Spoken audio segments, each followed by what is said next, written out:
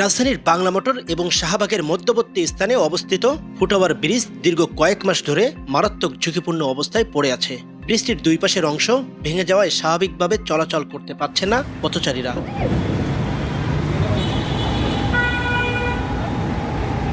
বাধ্য হয়ে অনেকেই জীবনের ঝুঁকি নিয়ে রাস্তার আইল্যান্ডের উপর দিয়ে পারাপার হচ্ছেন, যা যে কোনো সময় বড় ধরনের দুর্ঘটনার কারণ হতে পারে। এখানে তো ফুটওভার ব্রিজ আছে, কেন আপনি এটা টপকে পারলেন?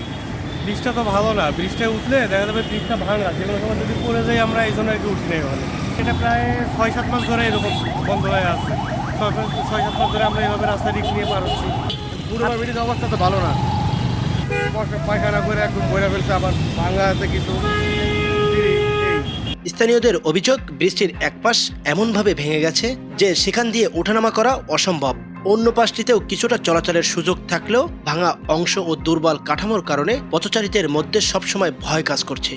দিনের বেলায় যেখানে মানুষ আতঙ্ক নিয়ে পারাপার হচ্ছেন, সেখানে রাতের অন্ধকারের পরিস্থিতি আরও ভয়াবহ রূপ নিতে পারে। আমি আসলে উঠলাম এদিক দিয়ে, উঠে এই পর্যন্ত আইলাম, এদিকে আমি হতভম্ব হয়ে গেছি। আমি আসলে কোন দিক যাবো, এদিকেও ভাঙ্গা, পা পড়লে পুরা তারা ভাঙ্গা, ওইদিকে একই অবস্থা। এবার আমি যে কোথায় যাবো আমি তো বলতে পারছি না কিছু। আসলে খুবই কষ্টকর, মানুষ যাইবো যে এই না, মানুষ অনেকেই ভয় পায়, আমি যেরকম ভয়টা পাইছি। লক্ষ্য না করতেন তো আমি অ্যাক্সিডেন্ট করে আল্লাহ মাফ। মানে আমি তো তদন্তভাবে আসতেছিলাম, এখন যদি আমি লক্ষ্য না করতাম তাহলে ঠিকই আমি পড়ে যেতাম। এখন যদি অন্ধকার হতো তাহলে তার কোনো কথাই নেই, অ্যাক্সিডেন্ট মানে অনিবার্য। হঠাৎ করে এখানে উঠছি, ওঠার পর দেখলাম দুই পাশে ভাঙা, তা আমার জন্য বিপদ পরিস্থিতি।